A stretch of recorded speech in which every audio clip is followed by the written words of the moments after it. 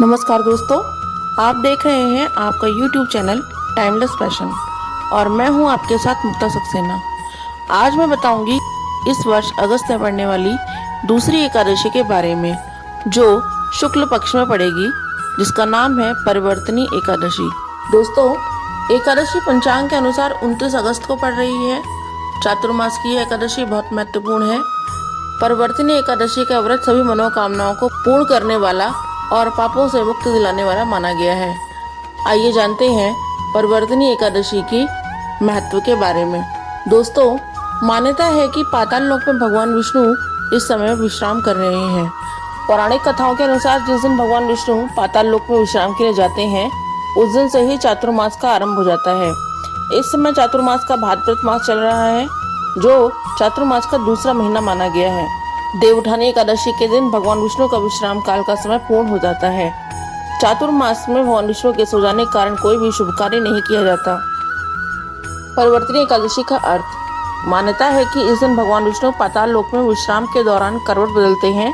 इसी कारण इस एकादशी को परिवर्तनी एकादशी कहा गया है। इस दिन भगवान विष्णु की स्तुति करने से पुण्य प्राप्त होता है।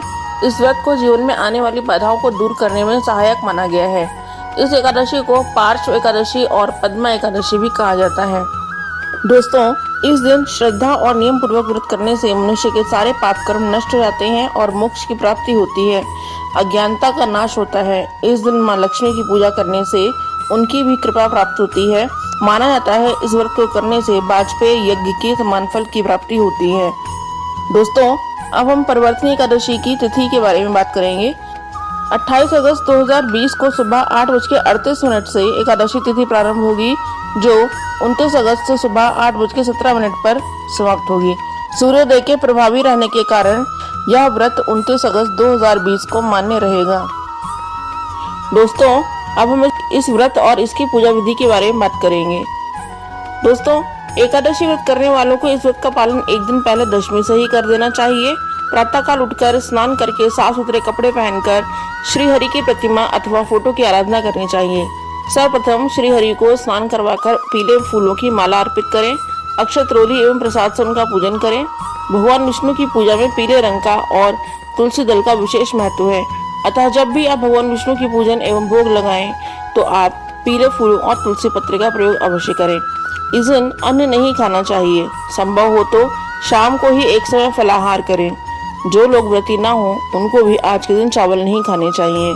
इसके बाद प्रभु श्री हरि की परिवर्तनी एकादशी की कथा सुने, उनकी आरती करें, विष्णु सहस्त्रनाम का पाठ करें। पूरे दिन उनके मंत्र का जप करते रहें। श्री विष्णु का मंत्र इस प्रकार है: ओम नमो भगवते वासुदेवाय नमः। परिवर्तनी एकादशी व्रत की कथा इस प्रकार है। महाभारत की कथा में एकादशी व्रत के पुण्य का वर्णन आता है।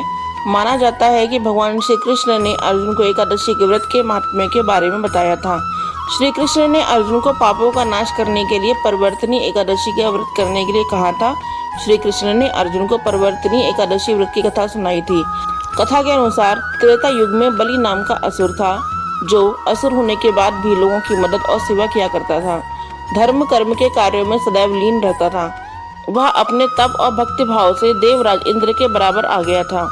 बलि की भक्ति से देवराज इंद्र और अन्य देवता घबरा गए। देवराज को लगने लगा कि यदि बलि को नहीं रोका गया तो वह स्वर्ग का राजा बन जाएगा। तब इंद्र ने भगवान विष्णु की शरण ली और अपनी चिंता प्रकट की, रक्षा करने की प्रार्थना की। इसके बाद भगवान विष्णु ने वामन रूप धारण किया। वामन रूप में भगवान विष्णु ने विराट रूप धारण करके एक पांव से पृथ्वी, दूसरे पांव की एड़ी से स्वर्ग और पंजे से ब्रह्मलोक को नाप लिया। अब तीसरे पांव के लिए राजा बलि के पास कुछ भी नहीं बचा। तब बलि ने अपने सिर को आगे कर दिया। भगवान वामन ने तीसरा पैर उनके सर पर रख दिया। राजा बलि की इस भावना से भगवान विष्णु बेहद प्रसन्न हुए और बलि को पाताल लोक का राजा बना दिया। दोस्तों, आपको ये वीडियो कैसा लगा, कमेंट करके अवश्य बताइएगा। धन्यवाद।